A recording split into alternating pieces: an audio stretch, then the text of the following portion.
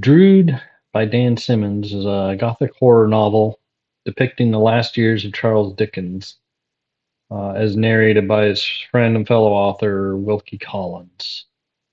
It begins with a train wreck in which Dickens was severely injured, and during in the train wreck he saw one of the bodies, a pale, cadaverous Egyptian in the wreckage, who called himself Drood, and he was like a mesmerist or spiritualist of some sort.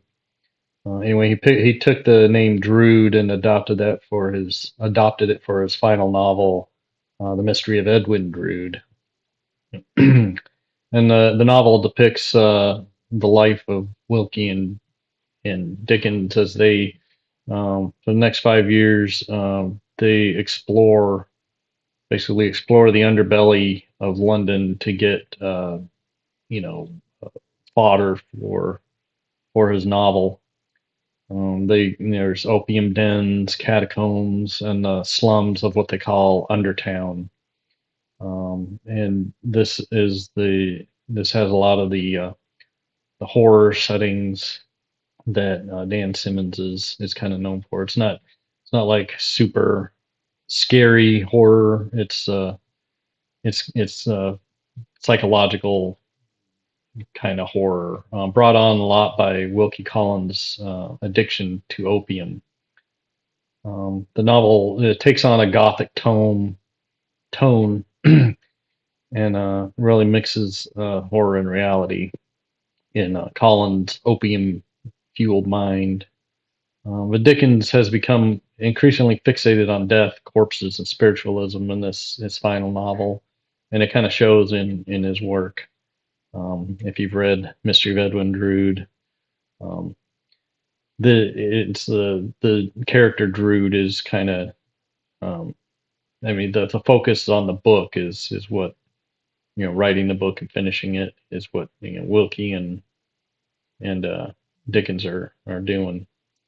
Um, During this time, Collins becomes increasingly jealous of his friend, and he's unable to tell what's real and imagined.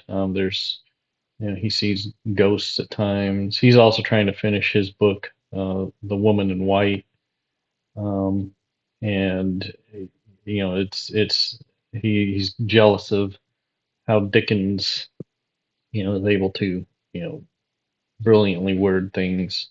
A lot of that is mentioned in the book, and the texts here and there point to some really brilliant writing by Dickens.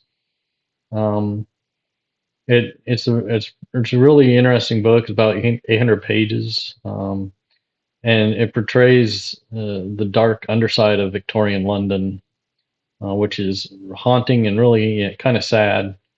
Also, it seems very realistic.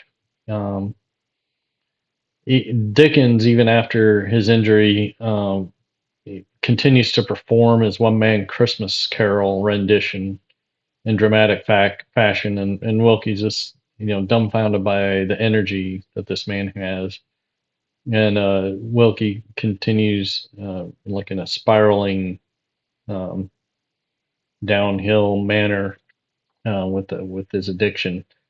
He even kind of wouldn't put it past Dickens to, um, and this is not sure where if this is real or just imagined by Collins.